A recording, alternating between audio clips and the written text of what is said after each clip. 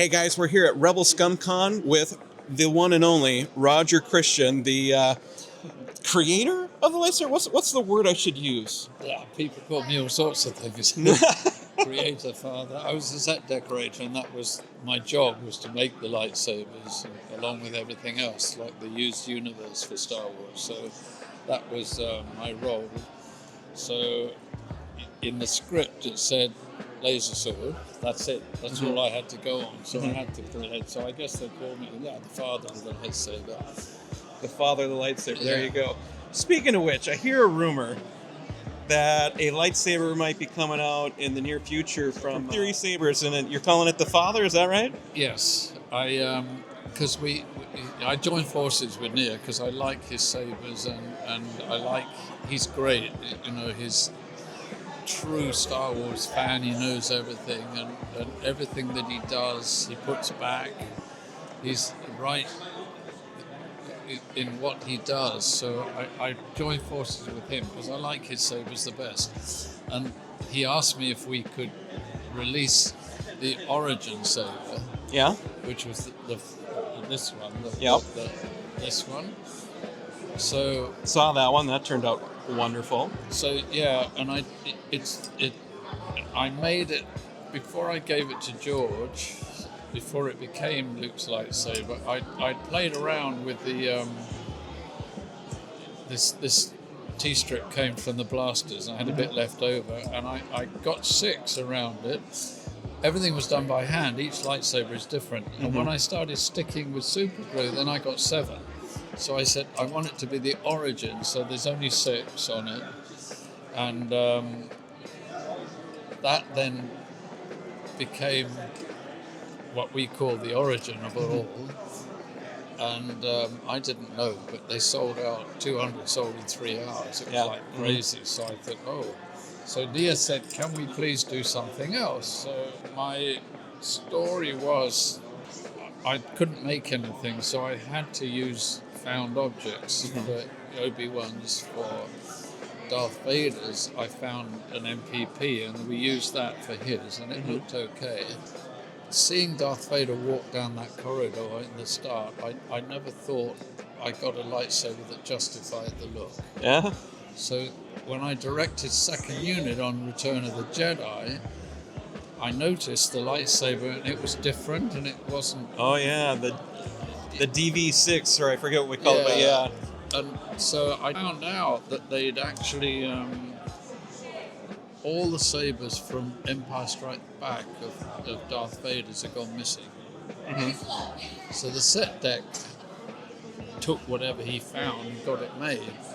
If I'd have been set deck, I would have then taken that chance. Now there's time and money to make one, completely design one. So I said that's what I'd like to do, and I have the story of, I created my own story of how would Darth Vader have got that lightsaber. So it's an origin from the Sith. So that one is called the father, and in Hindi Vader is father, and in German Vader is father. So I've called it the father, which I think is a suitable title, and that'll be out. It'll be for pre-sale in a matter of weeks. I'm just waiting. They've had to redesign the whole working of it, because I wanted it. They have to worry about putting the lights and sound in. You never had to worry about that, right? No, I did, because I've designed it like it's black gunmetal and aged, and then I wanted. I felt that if you had a red crystal, they would have bled it into the handle, so that his power comes. So I wanted like little glass panels in it where it's red light glowing. So we've had to redo the whole thing. It's taken a lot of work, like they do with Theory, but that's coming. Well, I love it. I just think it takes time to get it right. Yeah, and I just think this is so. Everyone's telling me they have to make 500 because everyone's going to want one. I hope so. I know I would want it for Darth Vader. So we'll see. You never know. That's exciting. Yeah. Well, thank you for sharing about that, but I want to ask you a couple of questions about the Graflex. And by the way, your panel was the most wonderful panel. I loved hearing all of the little history of the things that you Right. did to make it look old, and your reaction to people walking on the Millennium Falcon. It was just very much fun. Yeah, I remember everything, and it's for me, it's fun, the whole world and everything, creating it. I love doing it. You're a fantastic storyteller, by the way. Well, I wrote 630 pages because they forced me to write the book, and I gave it to John Rinsler, who was the head of literature, and he's a New York Times best-selling, and I said, John, I have no ego, just turn this into a book. So he put it down to 300 pages. Nice. I learned a lot from him now, and then they told me, so I then did the documentary, Galaxy Built on Hope, and I had to tell the stories. So everyone's telling me, you've got to tell the stories yourself. So my ambition is to get either an audio book or do it in sections on YouTube or something. That'd be a great idea. Now. And I've got a new one. For people one. like me who don't know how to read, that'd be really helpful. I think it would be better for people, and a lot of people want that now. And so I'm just editing the last edits on the origin of the lightsaber, which I thought I'd better write all of that, my theories about where it came from and everything. So that one's going to come out. But I think it's better as a YouTube sections or something, or read, rather than just push it as a book, which I have to do with this. So we'll see. And it's changing. People's attention spans are changing, everything. So, and everyone says they want to hear me tell the story, so I might as well do it, and I love doing it. So everyone's saying they want to hear you tell the story, but we can't watch longer than a minute. Yeah. Can you do it fast? Right. Can you compress it? So settle the dispute for us right now. Right. 2 rivets or 1? 1. 1 rivet. You heard it right here, guys. I now have to go redo this.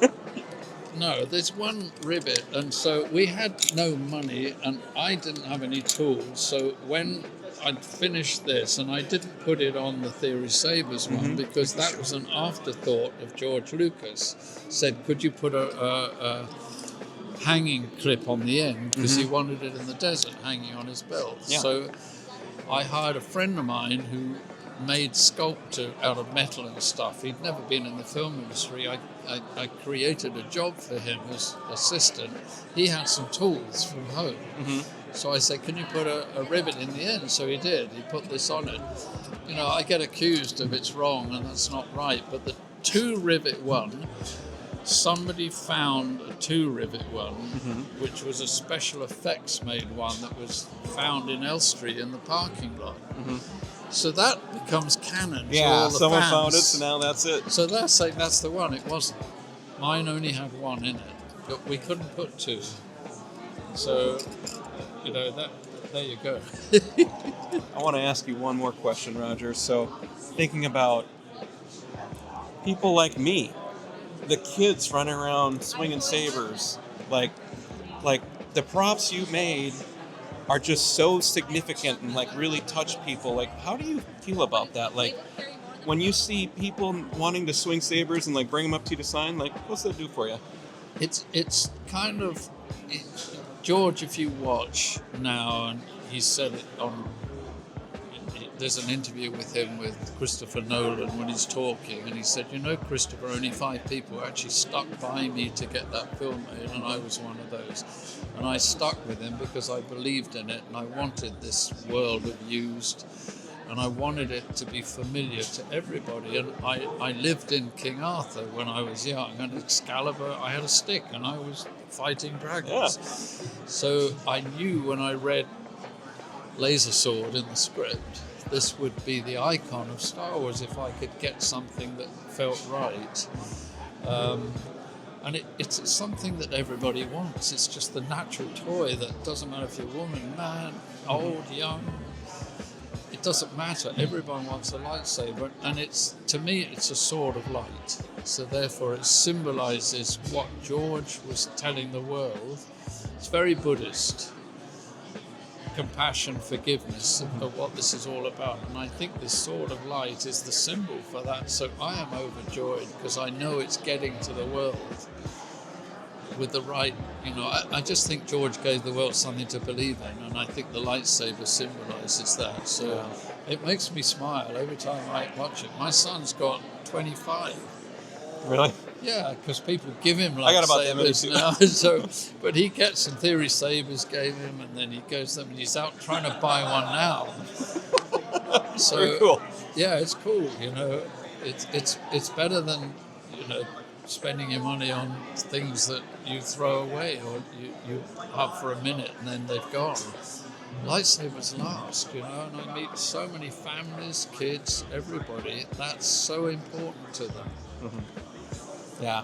So I'm overjoyed, and I just think, thank you, George. You gave the world something to believe in. Me, when I first saw Star Wars, in my aunt's basement on a big screen TV, I can remember it, but the first time that lightsaber turned on, I was like, I don't know what this is, but I'm in. Like, I love whatever we're watching right now, and, you know, 30 years later, I'm still like Mr. Lightsaber guy. Yeah, and see, my favorite filmmaker was Kurosawa, always. I love his samurai movies, and Sergio Leone, I love his westerns, and he took every samurai movie and made it into westerns, same plot, everything. So that was George's mentor, was Kurosawa. He loved him as well. So it kind of, you know, in this book, I go into each samurai had a sword maker who was the master, and they would fold this steel 15, 30 times till it was pure and perfect. It's the same kind of feeling of this. I see that. Yeah. That makes sense. Yeah. So, I don't know, I just love them. So. Me too.